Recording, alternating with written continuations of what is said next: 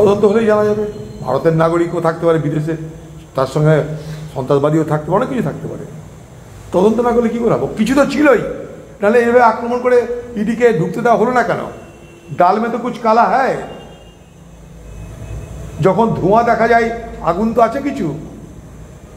এই রকমভাবে পরিকল্পিত সুসংগঠিত আক্রমণ পুলিশ জানে, পার্টি জানে, সবাই জানে। ইডিকে শিক্ষা দাও। ইডি এসএসকেএম হাসপাতাল ঢুকে যাচ্ছে, কণ্ঠস্বর নিচ্ছে, সেই কণ্ঠস্বরে সব কিছু প্রতিধ্বনিত হয়ে যাবে। তাই ইডিকে আগে ভালো করে টাইট করো। ইডি যদি টাইট না হয় তাহলে ইডির সঙ্গে ফাইট করা যাবে না। তাই হামলাটা পরিকল্পিত, সুসংগঠিত, সর্বোচ্চ নেতৃত্বের আদেশ, নির্দেশ, ষড়যন্ত্রে এই এত বড় ঘটনা ঘটেছে বলে আমি মনে করি। পুলিশ এমনি এমনি নিষ্ক্রিয় হয়ে যায় না উপরের নির্দেশ না থাকলে। ঘন্টা পর ঘন্টা জুড়ে এরকম তাণ্ডব চলে না যদি সরকার সরাসরি জড়িত না থাকে। সিধা সরকার জড়িত, তার জন্যে এরকম কাকাবাবু, খোকাবাবু, শাহজাহান, নূরজাহানদের নক্ষত্রপুঞ্জের নাম তৃণমূল পার্টি। কোনোদিন দেখব বিচারপতিকেই শাহজাহানরা আক্রমণ করেছে এত কথা বলার জন্যে।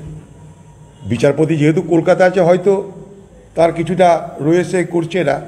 কারণ এদের বিরুদ্ধে, বিচারপতিদের বিরুদ্ধে তো আক্রমণ চলছে, পোস্টার চলছে, গালাগালি চলছে, ওপেন ফোরামে বিচারপতিদের বিরুদ্ধে সমালোচনা হচ্ছে। বিচারপতিদের যারা ঘরের পরিবারের লোক তাদেরকে সিআইডি জেরা করছে, মিথ্যা কেস দিচ্ছে। তো বিচারপতিদের বিরুদ্ধে আক্রমণ তো শুরু হয়ে গেছে। আগামী দিনে শাহজাহানরা হাইকোর্টে ঢুকে বিচারপতিদের উপরে হামলা করে, সেটা দেখলেও কিন্তু আমরা অবাক হয়ে যাব না। এই বাংলায় এই মুহূর্তে কড়া হাতে ব্যবস্থা নেওয়া দরকার। আর যে বিজেপি বাংলায় বড় বড় বাতেলা মারছে তাদেরকে বলবো, কোথায় তোমাদের বাহাদুরি ভাই? কোথায় বাহাদুরি তোমাদের?